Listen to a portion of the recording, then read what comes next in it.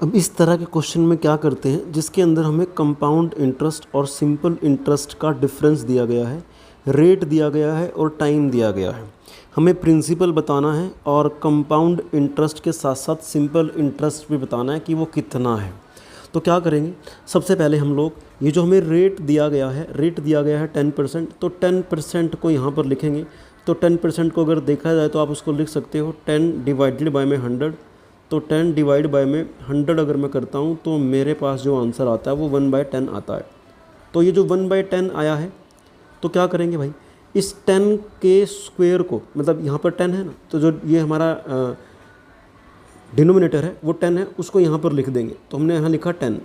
उसके बाद टाइम दिया है 2, तो जो भी यहाँ टाइम दिया है उसका यहाँ पर स्क्वायर कर देंगे। ये हमने ऐसा इसलिए करा ताकि हमारे लिए जो कैलकुलेशन है वो आसान बन जाए। तो 10 का स्क्वायर बनता है 100, तो यहाँ पर आएगा 100, तो यहाँ पर आया है 100। और फिर से वही रिपीटेशन टेलीकास्ट कि टाइम दिया है 2 ईयर, जितना टाइम दिया जाता है उतनी ही हम यहाँ लाइनें डाल लेते हैं। ये हमारा फर्स्ट ईयर है, ये हमारा सेकंड ईयर है। हमें रेट जो दिया गया है वो 10% दिया गया है, तो 10% हमने यहाँ लिख दिया, 10% हमने यहाँ लिख दिया।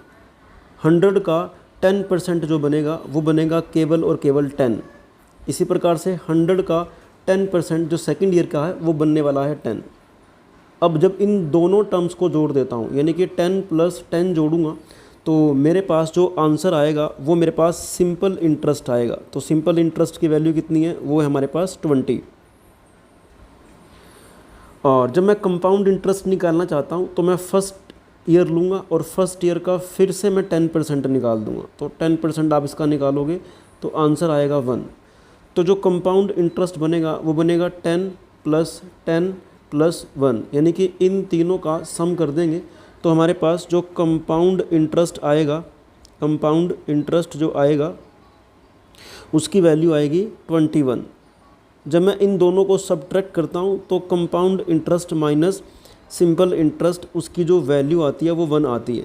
परंतु हमें क्वेश्चन में 20 दे रखा है, तो इसका मतलब क्या है कि जो भी हमारा आंसर आ रहा है उन सभी चीज़ों को मैं 20 से मल्टीप्लाई कर दूंगा।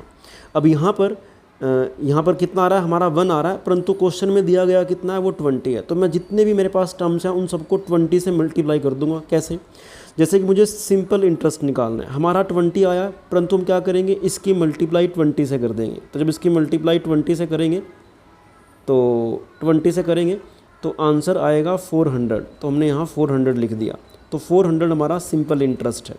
इसी प्रकार से हम 20 की मल्टीप्लाई 21 से करेंगे, तो 20 की मल्टीप्लाई जब 21 से करेंगे तो हमारे पास आंसर आएगा 420। तो 420 हमारा कंपाउंड इंटरेस्ट है। अब हमारा प्रिंसिपल कितना आया था, वो आया था 100। अब 100 की मल्टीप्लाई किससे करनी पड़ेगी, हमें उसकी मल्टीप्लाई भी 20 से करनी पड़ेगी जो हमने प्रिंसिपल माना था। तो इसकी जब मल्टीप्लाई 100 से करेंगे तो हमारे पास आंसर आएगा 2000। अब 2000 क्या है, हमारा प्रिंसिपल है।